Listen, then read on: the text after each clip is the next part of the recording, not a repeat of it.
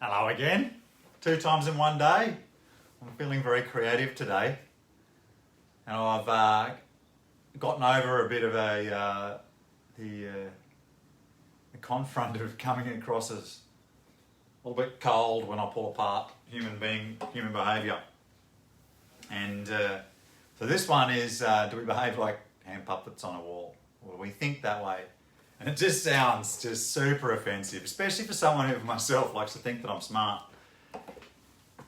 It's such a challenge to do this and break us down mathematically, or at least our behaviour mathematically, without coming across as, I don't know, it just feels weird to me. I don't know if it's ever going to get any better. So I'm probably going to admit this every time I start the video, because it makes a big difference to me. Now you could just literally discount this whole analogy straight off the bat. Like, it just doesn't even remotely sound like it's possible. But just bear with me. Right, so you would have heard earlier, there was a few things that I'd said if you'd watched one of my previous videos, which is that we seem to experience this thing as anything's possible. Like, human beings are unbelievably similar and also unbelievably different. I would argue that we see the differences more than the similarities. We're much more cognizant of them, and I've spoken about that previously as well. But what this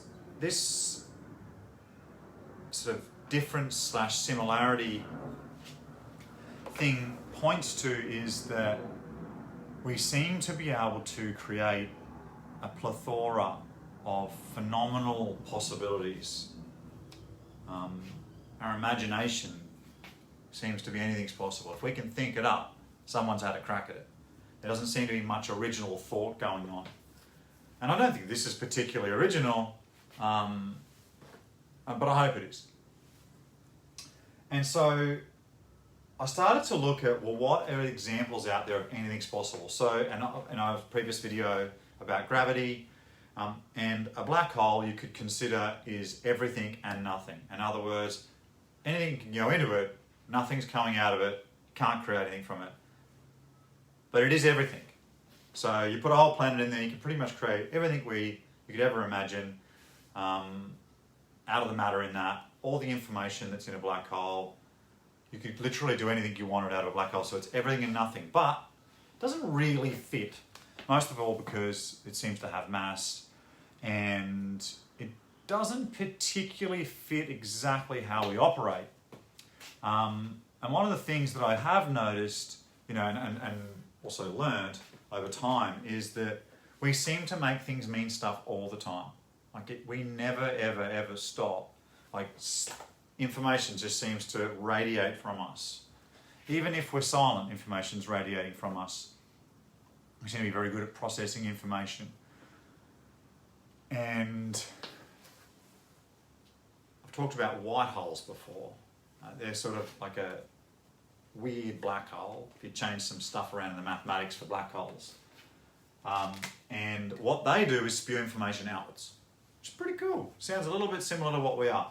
You can't look inside at the singularity. The singularity has zero mass, but it spews information out. So it's essentially this singularity. Let's just say, for instance, it's a point. I don't even know if I can see that. Hopefully you can. And the information, it's a sphere. So let's just make out for a second. It just spews out like a torch. Now, one of the really cool things about this, or how I got to this, do we think like hand puppets, is we seem to be able to, our imagination is the thing that seems to define everything about us. It takes a lot of effort for us to be with the what so, and that's it. We rarely have conversations about the what so. And what that means is that you rarely walk into a room and talk about the chair and the table and the wall and the air. It's unusual for human beings to do that. A lot of our reality is just completely made up. And so what I was thinking is that, do we think like this? So in other words, if a white hole is spewing everything out, how, and we are a white hole, or the maths even remotely fits, and just remembering I've done the video about gravity, so something that's self-referential, how would we get something on this wall? And the really cool thing that I came up with was that when I looked at colour, white, and if you go and check this out, you'll be able to check it out on YouTube and validate it. So this white on the toilet roll here that I used to wipe off the whiteboard, it's every colour and no colour. In other words, it's everything and nothing. So in other words, I can create any colour out of this, and I can create no colour, which is white, which is pretty cool. Can be both at once. And this blue is actually not blue. Weird, I know. But this colour reflects blue. Every other colour is consumed. In other words, white light comes in, hits this blue, it hits this colour here, and it absorbs every other colour or light spectrum or wavelength except this particular wavelength, and that's what we see. So it reflects it. So funnily enough, to create blue, or this particular blue, you've got to create something that's the opposite, or everything that's not it, which is pretty cool. That's how I got to this. And because you would have seen me speak before that we like to construct, or we at least see the world, or information occurs to us as two ends of a spectrum, good and bad. So if it's good, everything that's not good is bad. And everything that's bad, everything that's not bad is good. So everything that's blue isn't blue. In other words, how do you create blue? You consume it. You pull in every other wavelength except blue, which is super cool. How do you get a dog on the wall? You know, if you're going to do a hand puppet, is you take away all the bits that aren't the dog. That's cool. Now, if that's the case, then that means that all we're doing is information is coming out of us. We're very biased. I don't know, if you've done a lot of work, you'll discover this for yourself. It's obviously one view, but there's a view that everything's made up. And you may have seen that in some of my videos. Some people describe it as everything's a hallucination. I like to think of it as imagination, because we do have the ability to detect reality.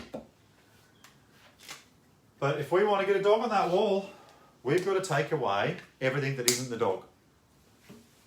Or we can throw up there everything that is the dog.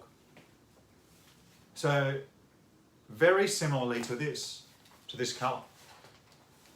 And what that means is that there could be some model for us where we're not able to see our consciousness. A white hole, you can't see past the event horizon. It's got the same thing as a black hole. So this is the event horizon. And essentially we have something that's part of our own consciousness that we can organise information or remember it or we're able to recall it. It's stored somehow in the mathematics of bent space-time, which is the general theory of relativity. We store it somehow, possibly in this area of bent space-time on the way down to the singularity. This is almost infinite. A black hole's ability to store information is almost infinite, especially on like our time scales. So we're not really talking about something that's not, you couldn't do for 100 years or more. And we could quite literally develop some mathematics where you can't see your own consciousness, and the creation or how we see our own reality is based on the past, our own past experiences, stuff that we've remembered, and our ability to imagine based on the past. And essentially all we're doing is drawing pictures on a board to try to mimic something, to make sense of the world, to invent new things. And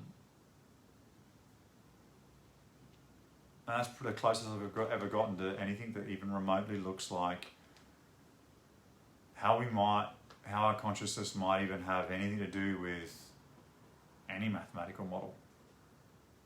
And I know it sounds pretty far-fetched. It certainly seems far-fetched to me. I felt a little bit more comfortable when I was talking about gravity because there's that experience of self-referential. But to go to that next step, to actually say, okay, well, maybe all we are is a bunch of a perspective. So we're viewing one perspective out from here. And we're just looking at and drawing reality. How, I don't know. And maybe our past dictates our future. Maybe that we've hung around people in our childhood. If we are some kind of gravitational anomaly, something to do with gravity at all, something to do with the fabric of space-time, then being around people like our parents, our friends, those sorts of things, they're able to influence, our bending of the space-time. They're able to have some kind of influence on it. They're able to bend our information.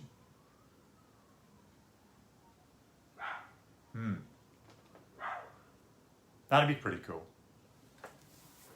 How I'm going to test it, I've got no idea. But it is a decently complete theory.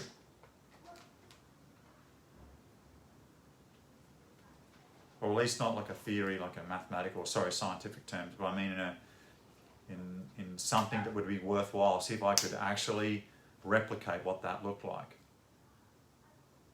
Essentially throw white information at a bunch of imagination and see if I can get that thing to draw faster than possible. See if I can create some kind of model out of this thing. I'm certainly going to think more about it. I'm talking about this, creating a mathematical model more and more. I think the hesitation for myself is it's a big task. This is not something that I don't think it's going to be something I just go and throw down, but also too, if I don't start, I'll never know. So I'll probably give it another little bit and start creating a collab page and see if I can even remotely create something simple and basic. Thanks for listening. And if you want to know more about this, I probably will come and share more about this. But if you'd like to know more, I'd love to know what you missed in this video. If there's something like I didn't explain or just sounded remiss or whatever. So yeah, I'd love to hear more about it. So thanks for watching. I'll see you again soon.